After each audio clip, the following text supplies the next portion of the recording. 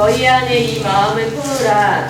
곧 그리스도 예수의 마음이니 그는 근본 하나님의 본체시나 하나님과 금금을 취할 것으로 여기지 아니하시고 오히려 자기를 비워 종의 형체를 가지사 사람들과 같이 되셨고 사람의 모양으로 나타나사 자기를 낮추시고 죽기까지 복종하셨으니 곧 십자가에 죽으심이라. 그러므로 하나님이 그를 지극히 높여 모든 이름에 예언하는 주셨다. 하늘에 있는 자들과 땅에 있는 자들과 땅 아래에 있는 자들로 모든 무릎을 예수의 이름에 꿇게 하시고 모든 이름으로 예수 그리스도를 주였사 시인하여 하나님 아버지께 영광을 드리게 하셨느니라. 아멘.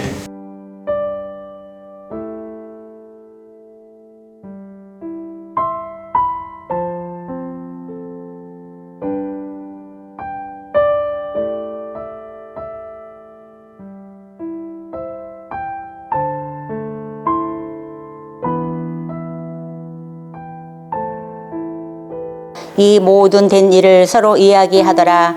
그들이 서로 이야기하며 문의할 때에 예수께서 가까이 이르러 그들과 동행하시나 그들이 눈이 가려져서 그인 줄을 알아보지 못하거늘 예수께서 이르시되 너희가 길 가면서 서로 주고받고 하는 이야기가 무엇이냐 하시니 두 사람이 슬픈 빛을 띠고 머물러 서더라. 그 한 사람이 글로바라 하는 자가 대답하여 이르되 당신이 예루살렘에서 치료하면서도 요즘 거기서 된 일을 혼자만 알지 못하느냐. 이르시되 무슨 일이냐. 이르되 나사렛 예수의 일이니 그는 하나님과 모든 백성 앞에서 말과 일에 능하신 선지자이거늘 우리 대제사장들과 관리들이 사형 판결에 넘겨주어 십자가에 못 박았느니라. 우리는 이 사람이 이스라엘을 속량할 자라고 바랐노라. 이뿐 아니라 이 일이 일어난 지 사흘째요. 또한 우리 중에 어떤 여자들이 우리로 놀라게 하였으니 이는 그들이 새벽에 무덤에 갔다가 그의 시체는 보지 못하고 와서 그가 살아나셨다 하는 천사들의 나타남을 보았다 함이라. 또 우리와 함께 한 자 중에 두어 사람이 무덤에 가 과연 여자들이 말한 바와 같음을 보았으나 예수는 보지 못하였느니라 하거늘 이르시되 미련하고 선지자들이 말한 모든 것을 마음에 더디 믿는 자들이여 그리스도가 이런 고난을 받고 자기의 영광을 들어가야 할 것이 아니냐 하시고 이에 모세와 모든 선지자의 글로 시작하여 모든 성경에 쓴 바 자기에 관한 것을 자세히 설명하시니라. 아멘.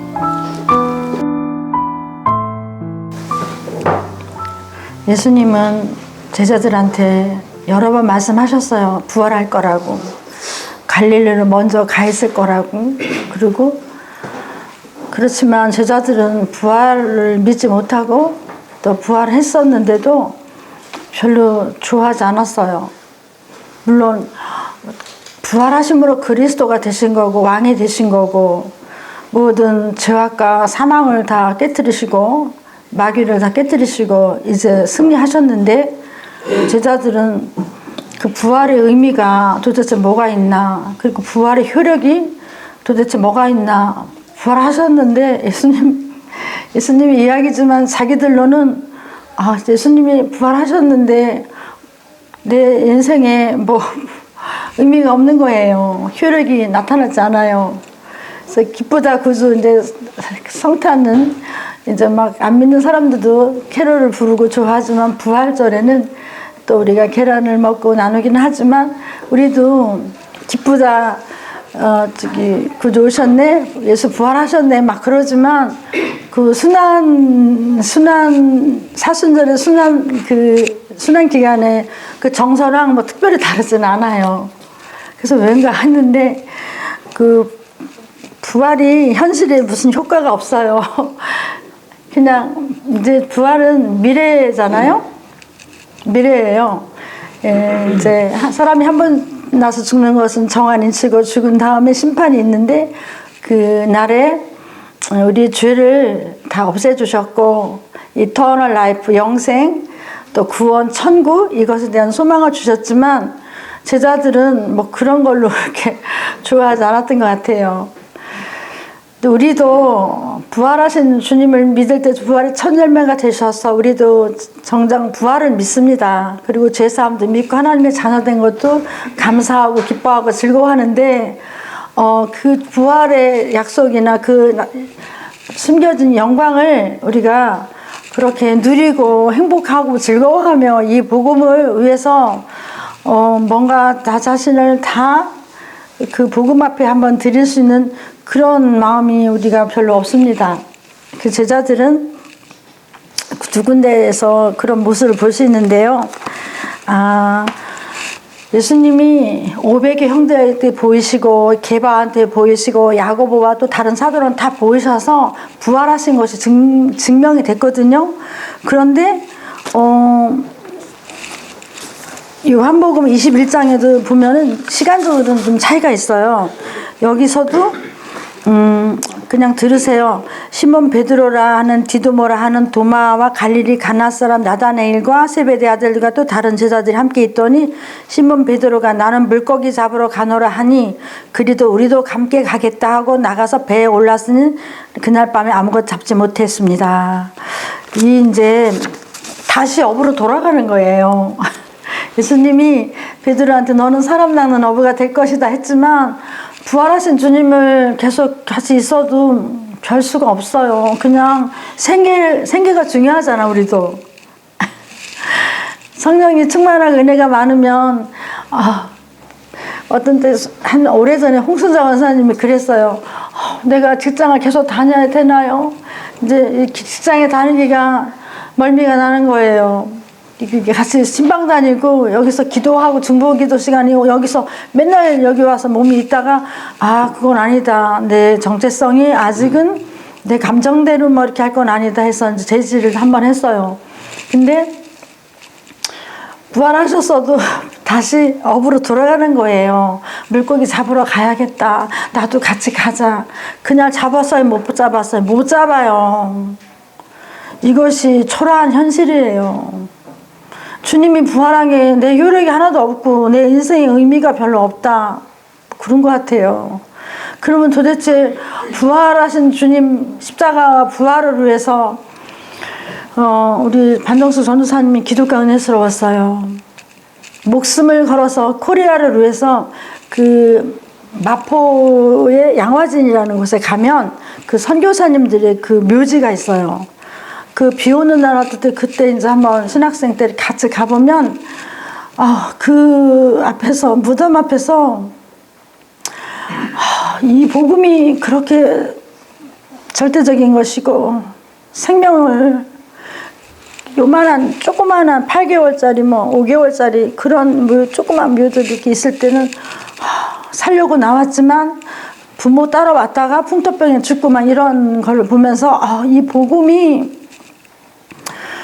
이렇게 대단한 것인데 남편이 죽으면 잠깐 울고 다시 부인이 그 사명을 이어서 하고 부인이 죽으면 울지도 않고 그냥 그 복음 때문에 우리나라 무슨 그 영혼을 위해서 뭐 그렇게 그들은 그랬는데 이 제자들은 고기 잡으러 다시 돌아갔고 엠마오 제자들은 엠마오라는 시골로 돌아가는 거예요. 예루살렘에서 자기 스승이 십자가에 못 박혀 죽고 허무하고 부활하겠다고 여러 번 말씀하셨는데 믿지도 않고 부활한들 뭐 소용이 없고 그냥 낙심해서 좌절해서 자기 조그마한 엠마오라는 그 마을로 가는 거예요. 예수님이 따라가십니다. 그리고 아까 디베라 바닷가로 이제 고기 잡으러 가겠다. 우리 같이 가자. 같이 갔는데 예수님이 또 거기 따라가십니다.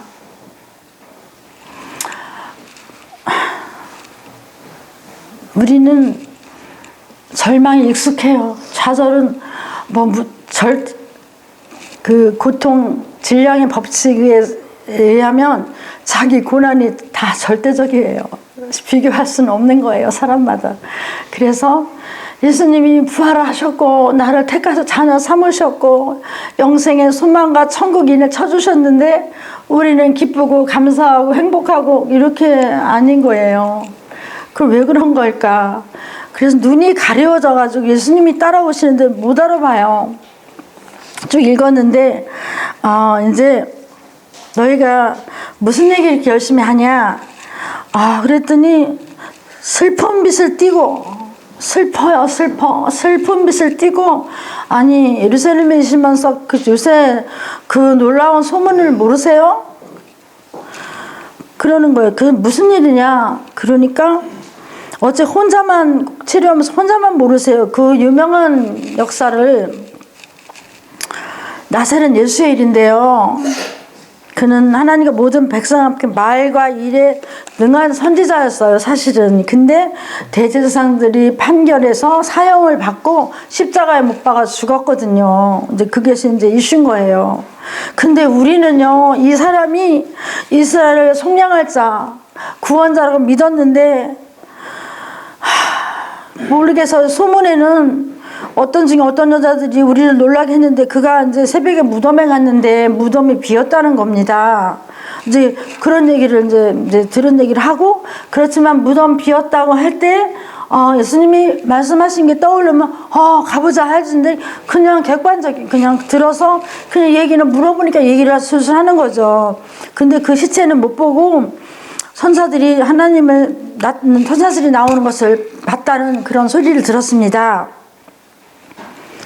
이제 그 얘기를 쭉 하는 겁니다. 예수님은 너무 안타까우셔서 그들과 합세하고 또 이제 아까 베드로는 초대교회에서 놀라운 이제 지도력을 발휘하지만 그도 우리랑 똑같아요. 성정이 예수님이 부활한 걸 안 믿은 것도 아니고 부활하시고 개바한테 보이셨어요.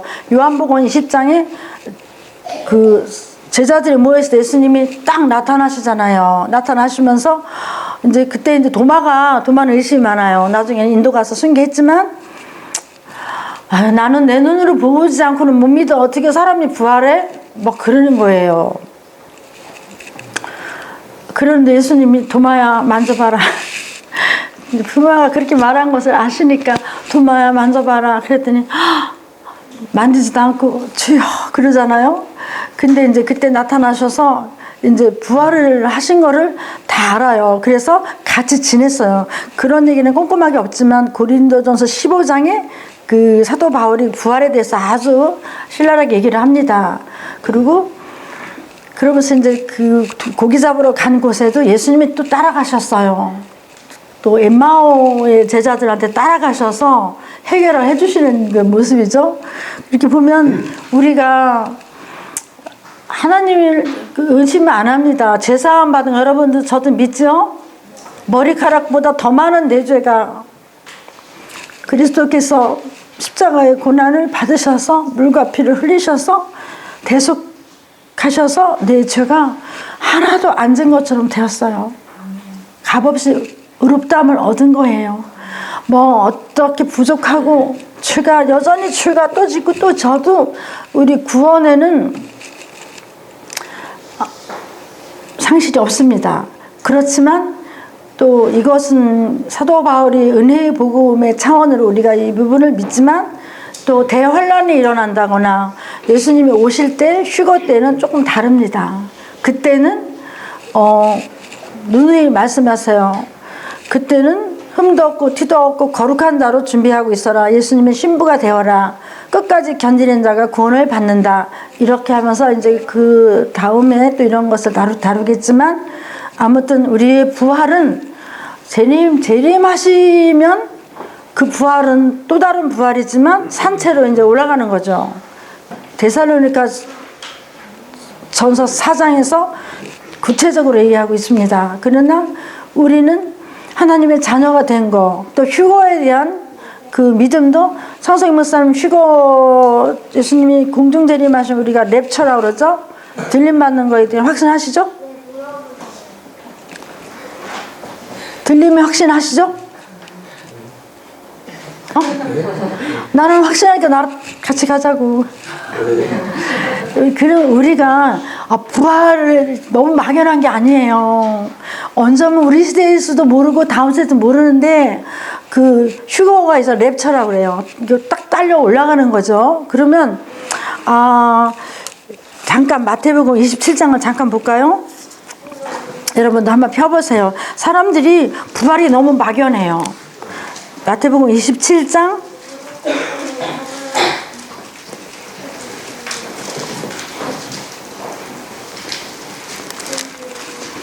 17장 50절부터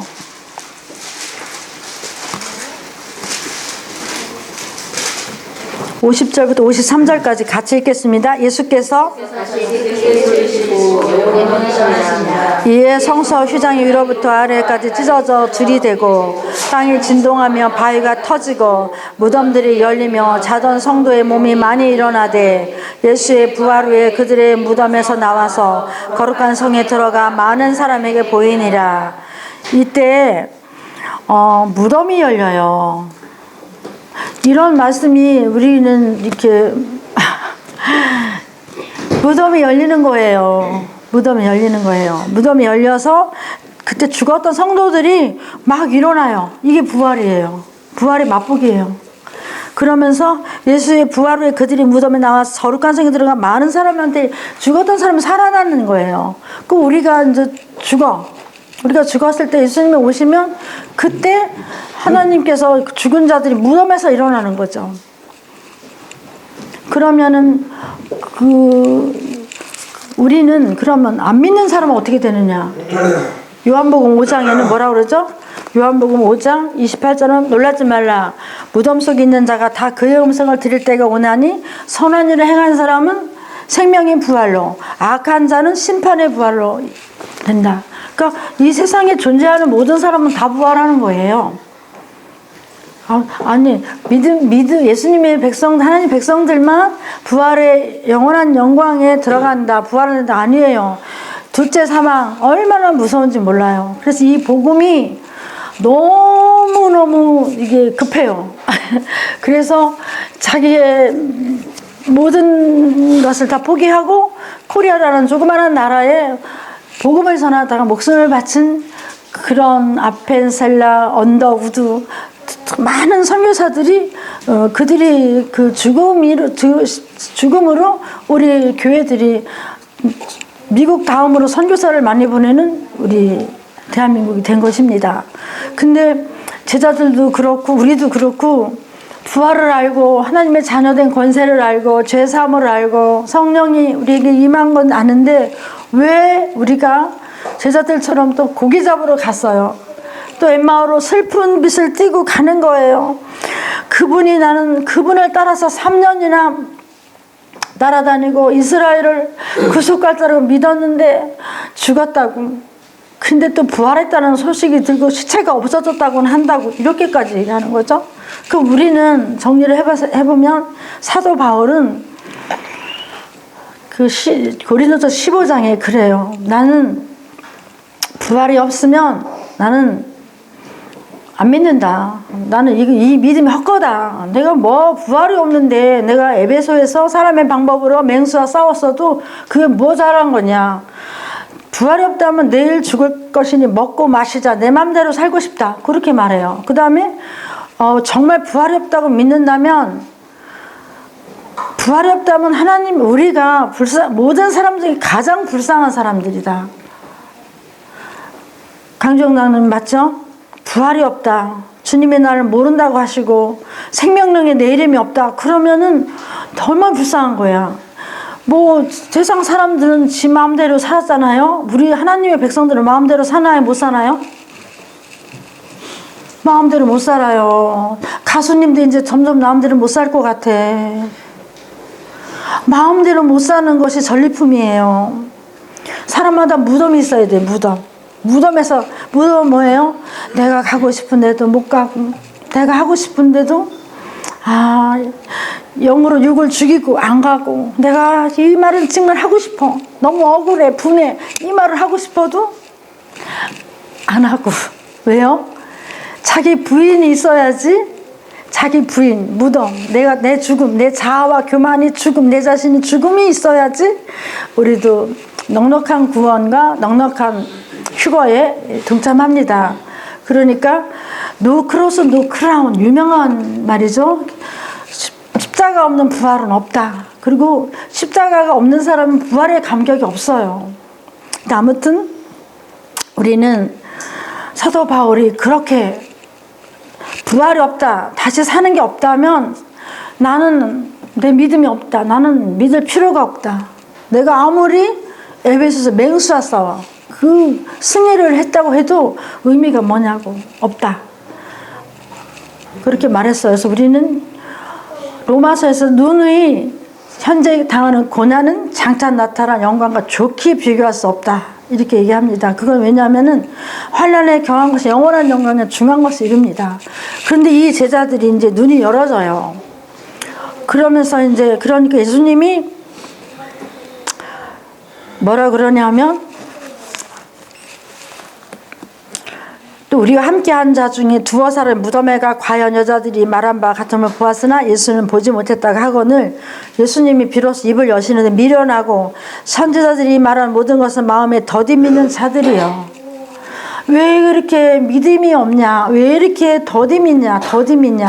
미련하냐? 미련하고 선지자들이 말한 모든 것을 마음에 더디 믿느냐? 우리는요. 대환란의 날이 오거나 그리스도의 공중재림이나 지상재림이 이런 모든 것도 사람의 어떤 게 아니라 말씀의 다니엘서나 계시록이나 데살로니가나 뭐 얼마나 많은 말씀의 약속이 있어요. 그 구약에서 예수님이 메시아를 보내겠다는 것은 190여 정도 말씀이 있대요. 그런데 다시 한번 또다시 재림한다고 할 때는 300번이 넘는다는 거예요. 언약이. 그렇게 철저한 약속이 있기 때문에 우리는 이 말씀에서 선지자들을 그때도 예수님이 대뜸 야 나다 이렇게 안 하고 야 왜 이렇게 미련하고 선지자들이 말한 성경을 마음에 더디 믿는 너희는 더디 믿느냐 이렇게 약간 책망하시는 거예요. 우리는 하나님 예수님이 그래 내가 부활했어도 너희들한테 준 것도 없고 뭐 너무 그래서 너희들 좀 실망하고 좌절하는 거 이해한다 뭐 그러실 것 같은데 또 그렇지는 않으세요. 왜냐하면 우리 예수님이 힘이 없으셔서 십자가에 매달려 죽으신 것도 아니고 10대0 더 되는 그 사람들이 그래요. 로마 병정들이 야 네가 진짜 하나님의 아들이면 금방 내려와. 그럼 우리가 믿을게. 막 그랬어요. 예수님 뭐라 그래요? 요한복음 19장에 내가 당장 10대0 더 되는 천사들을 불러다가 내가 이거 다 해결할 수 있지만 어떻게 하나님의 말씀이 이루어질 수 있느냐. 그러면 그렇게 말씀하세요. 힘이 없어 죽으신 게 아니라 능력이 없어서 침 뱉고 못 받고 가만히 계신 게 아니라 마땅히 통과해야 될 고난이었고 그 고난을 하나님 말씀에 응한 거고 그러므로 우리에게 죄가 사해지는 이제 은혜가 임한 겁니다. 어떻게 보면 지금도 말씀에 우리가 더디 믿어. 말씀이 이제 강대상에서 새벽 기도도 또 중보 기도도 또 뭐 수요 예배도 주일 예배, 오후 예배 말씀이 많이 이제 전해지는데 미련하고 선지자들이 말한 성경이 말한 것을 왜 마음에 더디 믿느냐. 우리가 더디 믿잖아요. 그러면 고세에 인간의 감정, 육신의 생각은 사망이요 영의 생각은 생명과 평안인데 사람의 생각이 들어오면은 잡동사니가 돼가지고 그나마 있는 믿음도 바닥으로 떨어져요. 그래서 예수님을 못 알아보는 거 지금 가고 있는 거예요. 그리스도가 이런 고난을 받고 자기 영광에 들어갈 것이 아니냐? 그리스도가 고난을 받는다는 건 시편에 또 베들레헴에서 태어나는 거, 뼈가 안 꺾인 거, 부자의 묘실에 장사되는 거 다 들어있거든요. 그러면 그리스도가 이런 고난을 받고 자기 영광에 들어가야 되는데 그것도 너희들은 모르느냐? 이렇게 말씀하시는 거예요. 우리는 왜 부활의 증인이 되었고 십자가의 사랑을 우리가 생각하면서 사순전의 고난의 찬송가를 부르면서 우리가 울어요. 그죠? 주님의 사랑을 우리가 아주 죄인 되었을 적에 그리스도께서 죽으심으로 하나님의 사랑이 확증됐다는 그가 로마서 5장의 8절이 우리가 죄인 되었을 적에 우리가 박미옥이를 나중에 걔야 일꾼이 될 거니까 그래서 그런 게 아니라 죄인 되었을 적에 소망이 없어. 죄를 밥 먹듯 짓고 왜 그렇게 평생 싸워도 탐심과 교만이 해결이 안 되는지 다 그거 그러니까 제자들도 똑같아요. 예수님이 이제 감람산에서 이제 올라가시는 거야. 올라가시려고 이제 이렇게 있으니까 내가 너희가 저 본 대로 다시 올 것이다 그랬어요. 그러니까 뭐라 그래요? 이스라엘 나라를 회복하실 때는 언제예요? 지금 회복하실 때 아닌가요? 간심히 로마의 압제에서 해결되고 싶고 너무 가난한 것이 너무 싫어서 두려움과 근심에 쌓인 제자들이 올라가는 예수를 붙들고 이스라엘을 회복은 언제 하는 거예요? 지금 아닌가요? 이렇게 이제 예수님 뭐라 그래요? 때와 기한은 아버지 권한에 뒀으니까 너희가 신경 쓰지 말고 이제 성령이 임하면 권능을 받을 거야. 그러면 예루살렘과 사마리아 땅끝까지 나를 증거해야 돼. 휙 가시는 거예요. 그래서 데살로니가 교회는 곧 오실 줄 알고 막 그냥 먹지 일도 안 하고 오시면 이제 다 꽝이니까 그랬으니까 사도 바울이 그러지 말라고 일하기 싫으면 먹지도 말라고 막 그랬던 거예요. 그러니까 우리는 이 제자들이 낙심하고 좌절하고 슬픈 빛을 띠고 엠마오 고향으로 돌아가는데 그 마음이 우리도 다 이해하잖아요. 예수를 믿고 기도한 세월이 얼마인데 내가 참고 견딘 세월이 어마어마한데 어느 때까지 나는 진흙구덩이에서 이런 수치를 당하고 이런 어려움을 당하고 날마다 생활의 염려에서 벗어나지 못하는가 뭐 이런 걱정이 많은데 예수님은 그 부분에 오죽했으면 나 고기 잡으러 다시 가고 부활하셨는데 또 부활의 소문은 들었어도 별 수 없지 뭐 하면서 엠마오로 가는데 예수님이 따라오시는. 그래서 우리는 여기서 고난을 다 받은 후에 영광이 들어가는 거, 우리도 주님 가신 길을 가는 겁니다. 환난에 겨한 것이 영원한 영광에 중한 걸 이루고 지금 현재의 고난은 장차 나타난 영광과 좋게 비교할 수 없는 어마어마한 영광의 약속을 받았는데 우리도 마음속에 부활하신 주님과 성령이 또 부활하심으로 성령이 오셨잖아요. 함께 하시는데도 우리는 크고 작은 시험에서 넘어져서 못 일어나고 또 계속 좌절하고 있는데 이제 언제서 여기서 다시 눈이 열어졌냐 하면은 자세히 설명해 주셨어요. 그래서 이제 그들이 마을에 가까이 가면 예수는 더 가려 하는 것 같지 않고 헤어지려고 하니까 그들이 좀 뭘 느꼈는지 이제 때가 저물었어요. 우리 집에 가서 조금 쉬었다 가시면 안 되겠어요? 그러니까 예수님이 이제 그들과 함께 유하로 들어가서 음식 잡수실 때 떡을 떼시고 축사하시는데 그들이 눈이 열어지는 거예요. 깜짝 놀랐어요. 어머나 세상에 이렇게 열어져서 근데 예수님이 휘리릭 사라졌어요. 더 이상 말씀이 없으세요. 그러면서 그들이 말하는 거예요. 32절이 중요합니다.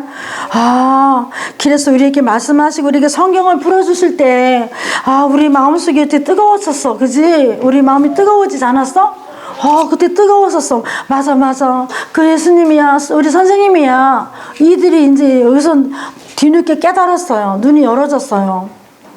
떡을 떼실 때 우리는 믿음의 눈이 이 시간에 열려야 된다고 믿습니다. 왜냐하면 사람 생각으로 세상의 염려와 근심과 돈과 자식과 안 해결되는 여러 가지 이스라엘의 회복, 이스라엘의 회복은 뭐냐면 로마의 조공을 바치면서 가난했거든요. 메시아만 오시면, 그리스도만 오시면, 그래서 그 예루살렘에 가시겠다. 예루살렘에 가는 건 십자가로 들어가는데 요한하고 야고보 어머니가 그러잖아요. 하나는 예수님 다음 세대가 열리면 아들 하나는 오른편에, 아들은 또 하나는 왼편에 영의정, 장의정, 지금으로 말하면 비례대표, 법무부 장관 그런 것 좀 하게 해주세요. 그렇게 말하니까 제자들이 옥신각신 싸웠어요.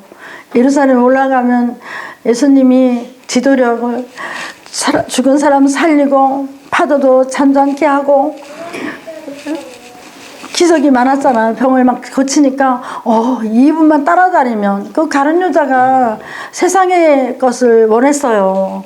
그런데 우리는 세상의 것은 제가 계시록 6장인가 보면은 그게 나오더라고요. 6째 인을 뗄 때 이제 하늘이 두루발처럼 말리니까 그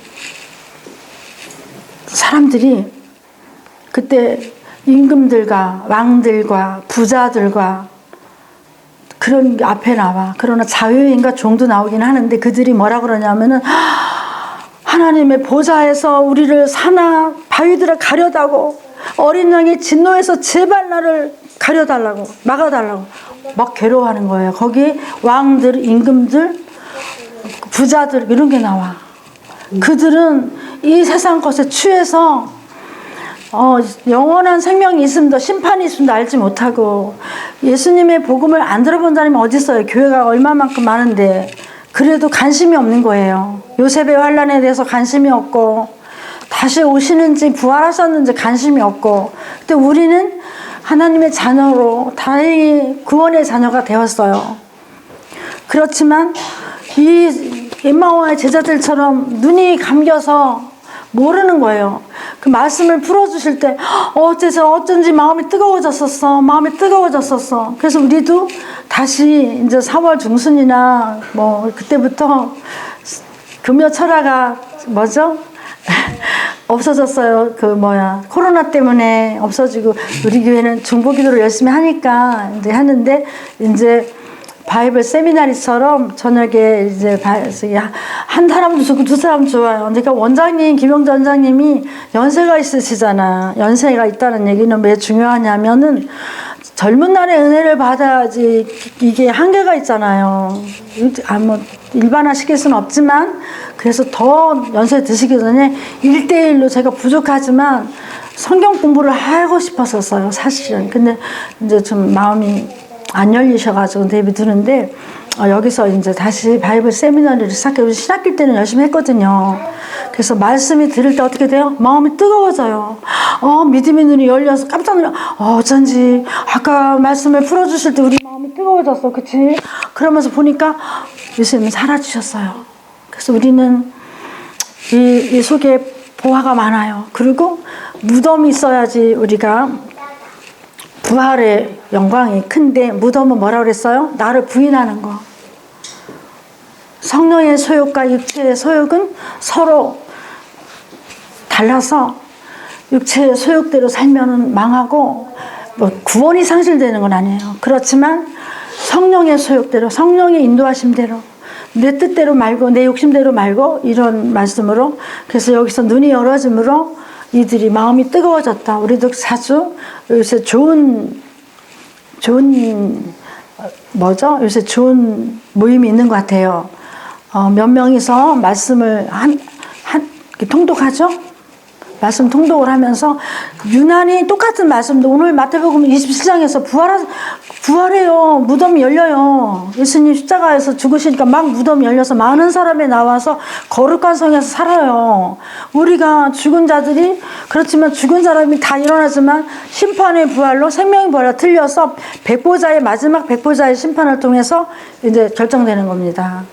지금 우리는 이런 부분적인 거 알지만 말씀을 풀어줬을 때 마음이 뜨거워졌던 것처럼 말씀을 개인적인 큐티나 또 교회에서 이루어지는 말씀 들을 귀가 열어달라고 깨닫는 마음 달라고 기도하면서 말씀으로 이 시대를 분별하고 또 부활의 기쁨은 이것저것에 눌려서 별로 없다고 해도 그 부활하신 십자가를 지시고 부활하신 예수 그리스도의 은혜의 복음을 위해서 얼마나 많은 사람이 스스로 죽었으며 목숨을 버렸으며 부와 권세와 명예를 다 버리는 초계처럼 버렸습니다. 사도 바울이 그랬어요. 빌립보 교회에 나는 내가 유익했던 것들 나 배설물 여기겠다. 배설물은 뭐라고 해석하죠? 목사님. 나는 내가 유익했던 거 나는 배설물로 여긴다. 이거 모르는 사람 없을 텐데 주영 한 단어 배설물 맞아 똥 영어로는 똥이 뭐지? 덤? 응. 역시 달라요. 하나도 몇 번 왔다 갔다 하더니 영어를 우리 비슷해가지고. 근데 그렇게 사도 바울이 그리스도를 발견한 후에는 내게 유익했던 건, 내게 좋았던 거를 다 배설물로 여겼는데, 배설물로 여긴 것들을 우리가 최고의 가치로 두면서 없으면 괴로워하고 있으면 교만하고 막 이러는 것들이 그렇습니다. 엠마오의 제자들의 모습 속에서 우리가 부활하신 주님에 대해서 차단한 거죠. 육신의 생각이 있어서 이 세상에 눌려서. 그래서 우리는 단 한 번만이라도 내 인생의 복음의 역사와 풀어짐의 축복과 회복을 우리가 참 원해요. 그렇지만 그것도 안 주시진 않아요. 그렇지만 주시기 전에 뭘 먼저 원하시냐면은 제가 늘 강조하잖아요. 우리가 예수님을 믿으면 구원을 받는데 주님께서 우리를 믿고 신뢰하시면 복을 주세요. 우리를 그럼 못 믿어서 복을 못 주시냐고요? 그렇다는 거예요. 왜요? 복을 주셔도 하나님이 주신 것으로 영광을 못 돌리거나 그것으로 자기 집에 빠르거나 이러면은 이제 하나님께서 그렇잖아요. 우리 영혼이 온전히 성장하고 온전히 그리스도와 연합하는 것만이 이 악한 세대의 마지막 시대에는 그것이 자산이고 그것이 보물인데, 아무튼 우리는 엠마오 제자들 모습에서 우리를 봤습니다. 그리고 우리가 좌절하고 낙심하고 부활이 내게 무슨 효력이 있나, 부활하셨으면, 예수님 부활하셨으면 나는 나중에는 부활할 줄은 믿지만 지금은 뭐 의미가 없다, 효력이 없다 하는데, 그것도 우리가 더 말씀에 깊이 들어갈 때는 깨어있으라 말씀하셨고, 그날 가기서는 모른다고, 하루가 천년 같고 천년이 하루 같다고 말씀하셨으니까 그 말씀 앞에서 우리 마음이 뜨거워질 수 있도록 또 다른 준비가 있기를 바라시겠습니다. 주님, 사단과 죄악과 무질서를 다 깨뜨리시고 죽음을 이기시고 부활하셔서 천열매가 되셨고, 사도 바울도 이 복음을 위해서 죽기로 작정하고 복음의 제물이 된 것을 우리가 압니다.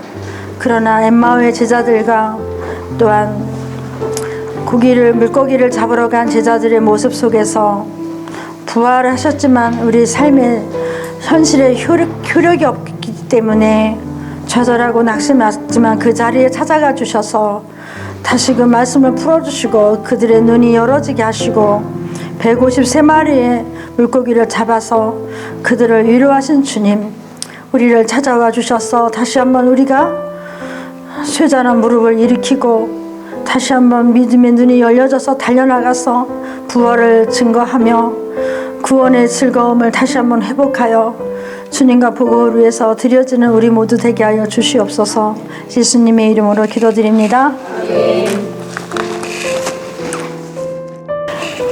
지금은 교회의 머리 되시는 우리 주 예수 그리스도의 은혜와 역사를 주관하시는 하나님 아버지의 사랑하심과 성령님의 역사 임재 도우시는 귀한 은혜를 맛보며 엠마오의 제자들의 모습에서 우리를 발견해서 마음이 뜨거워질 수 있는 것은 말씀을 사모하고 말씀에 창념하기를 다시 소망을 두고 돌아가는 코스모스 성도들의 머리 위에와 가정과 자녀들과 건강과 기도 제목 위에 이제부터 영원까지 함께 하시기를 간절히 축원하옵나이다. 아멘.